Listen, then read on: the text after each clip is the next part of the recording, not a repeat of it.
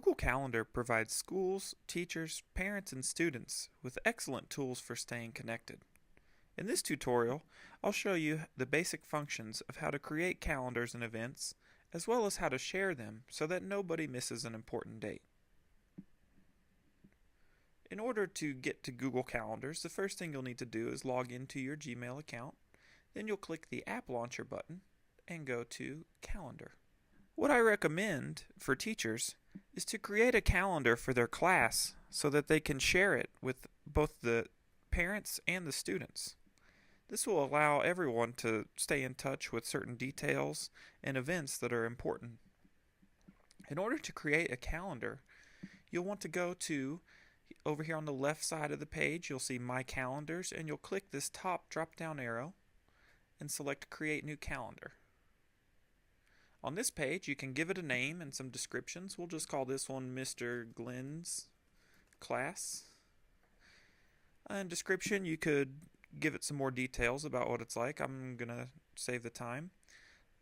And again, you see the other details like location, calendar, time zone. You can set this to correspond with whichever time zones where you live.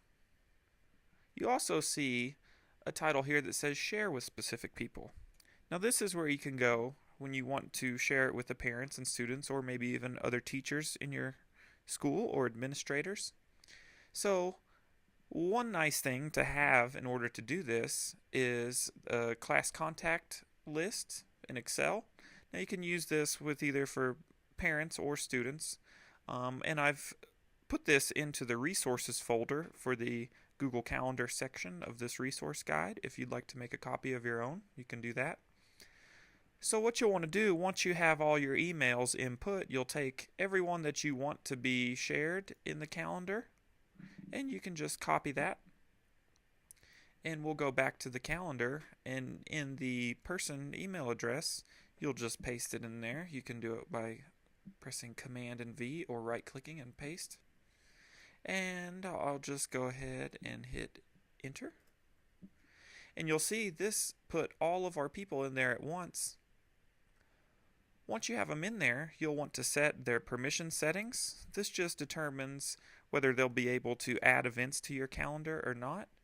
I recommend for a calendar that you're going to be sharing with parents and students, I recommend setting everybody's default permission settings to just being able to see the event and the details.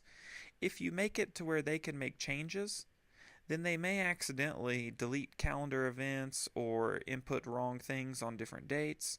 So in order to keep this all straight, I would just recommend having everybody just be able to see event details. Once you have all this done, you can click Create Calendar.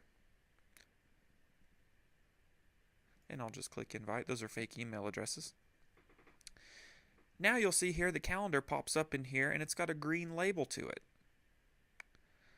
So you see this is Mr. Glenn's class. Another way, say if you want to add people to the calendar and you want to share it with them later on after you've created it, you can do so by clicking the drop down arrow of the specific calendar and then just going to share this calendar and repeat the processes that I showed you just a second ago. Once you have your calendar created, it's really easy to make events that everyone can see. So say for instance that we're going to have a field day this Friday and it's going to go from 10 a.m. to 2 p.m. I would just go over here to Friday in the date, click here, and it's going to ask you to create an event. I'll just go ahead and type this field day. And here in the calendar, you could select which calendar you want it to show on. So I want this to show on the calendar that I've shared with everybody. So I'm going to select Mr. Glenn's class, and you'll see it changes the color of the event to green, which matches the label color over here. This is just helpful because it shows you instantly which calendar you're looking at without having to think too much about it. So once you have the basics done, you can click Edit Event, and this will bring up a whole new field of options where you can make your event even more detailed. So like I said, we wanted this to go from 10 a.m. until 2 p.m. so we can just change the time there. Click 2 p.m. If it's an all-day event, you could click all day and it would show up different. Or you could also click Repeat and it will give you options to change if Say you wanted to have staff meetings every Wednesday at 1 p.m. You could set this here in the repeating events to take place however often you'd like it to. I think this is really helpful for events that you do on a regular basis. Scrolling down the list, you'll see there's some more options you can fill in. If you enter here in the Where section, you can put a location in, and if you have the exact address, it will actually pull up a Gmail map showing you step-by-step directions of how to get there if you're unfamiliar with the area. So here we'll just put Kings Beach Elementary School, and that'll put the address there. Now when we come back to look at this later, you'll see what that looks like. And again, that's in Mr. Glenn's class. Here it says add a video call. This can be helpful if you'd like to have video conferencing with your parents. Maybe you have a parent that's unable to make it for a parent-teacher conference. You can video conference with them, and if you're unsure of how to do that, you can refer back to the video in the Gmail section. I have a detailed tutorial of how to do video conferencing within Google Apps.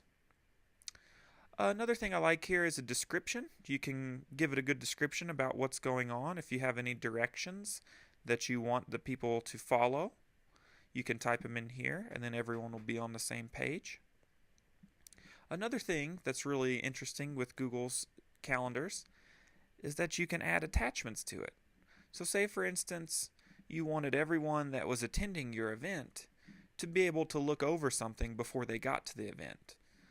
So we could just go in here, and from my drive, we'll attach this file, which is some literacy strategies for the Cafe Language Arts curriculum. So we'll just select that, and it will add an attachment in here.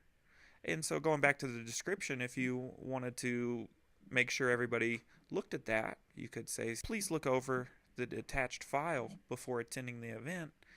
And then everyone could be on the same page showing up to the event, so you don't have to spend a whole lot of time at the start of the event going over what you've already expected them to look at.